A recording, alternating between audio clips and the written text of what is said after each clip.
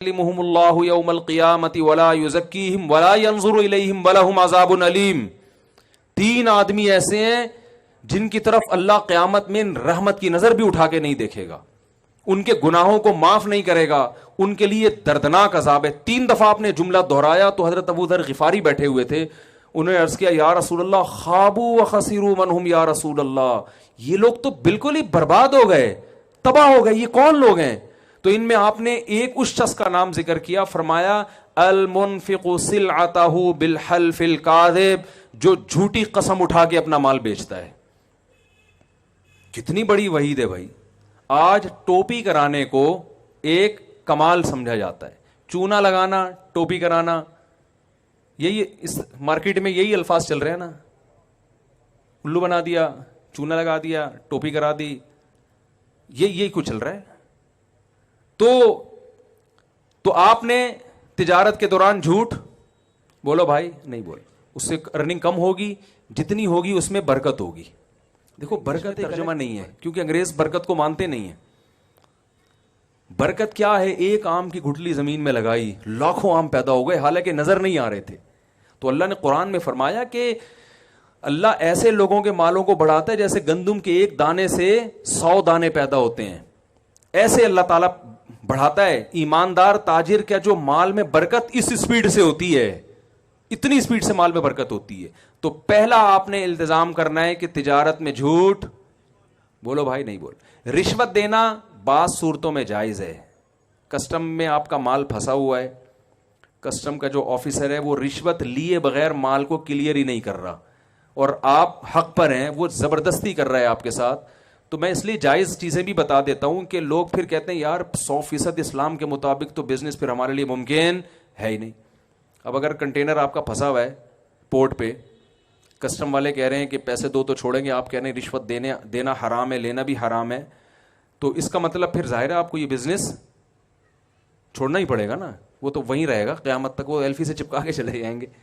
تو رشوت کا اصول یاد رکھیں. یہ میں اس لیے کہہ رہا ہوں کہ کچھ چیزیں لوگ ناجائز سمجھ رہے ہوتے ہیں, حقیقت میں اس کی گنجائش ہوتی ہے, تو وہ علماء سے آپ نے پوچھنا ہے کہ اس کی شرعاً کتنی گنجائش ہے کتنی نہیں. رشوت دینا بھی حرام ہے, لینا بھی حرام, لیکن جب دینے والے کا مقصد کسی کا حق ضائع کرنا, اور لینا تو ہر صورت میں حرام ہے, تو جب آپ کا مقصد کسی کا حق ضائع کرنا نہیں ہے بلکہ اپنا حق لینا ہے جو بالکل جائز حق ہے, تو پھر علماء کہتے ہیں کہ لینے والے کو گناہ ملے گا, دینے والے کو گناہ نہیں ملے گا. سمجھ میں آ رہی ہے یہاں پہ؟ تو پھر ایسی مجبوری میں علماء بھی کہتے ہیں بھائی اس میں وہ تو اس کا قصور ہے نا, وہ آپ کا جائز حق بھی آپ کو نہیں دے. لوگ ہم سے مسئلہ پوچھتے ہیں یار گورنمنٹ میں میری جاب مل گئی ہے, میں اور امتحان پاس کر کے میرٹ کی بیس پہ میں گیا ہوں, وہاں صرف رشوت کی بیس پہ کسی نااہل کو لا کے بٹھایا جا رہا ہے, تو کیا ہمارے رشوت دینا جائز ہے؟ میں کہتا ہوں یار آپ کا جائز حق ہے, آپ اس کے اہل ہیں. وہ رشوت دے کے ایک نااہل آدمی کے آ جائے تو اس سے بہتر نہیں ہے کہ آپ کتے کے منہ میں ہڈی ڈالنی ہے نا, ٹھیک ہے نا, وہ چپ ہو جائے گا, تو آپ دے کے اپنا جائز حق وصول کر سکتے ہیں. تو اس لیے علماء سے پوچھا کریں کہ اس میں جو ہے نا کافی چیزوں میں تفصیل ہوتی ہے. پہلا کام کیا کرنا ہے بھائی؟ جھوٹ بولے نا بھائی, نہیں دینا. دوسرا کام یہ کرنا ہے کہ تجارت میں چونکہ مذہب کا حصہ ہی ہے, فضیلت مذہب نے بیان کی, تو عبادت سمجھ کے کرنا ہے. اور عبادت تھوڑی اچھی ہوتی ہے, زیادہ اچھی ہوتی. میں بڑے بڑے تاجروں سے ملا ہوں, ان سے میں پوچھتا تھا آپ اتنا بھی ہوں, کہہ رہے ہیں یار اتنی کروڑ ہماری آمدن ہے ماہانہ. میں نے کہا آپ یہ جو آپ کی ماشاءاللہ آپ 5 کروڑ کما رہے ہو, اس کو 20 کروڑ کر سکتے ہو؟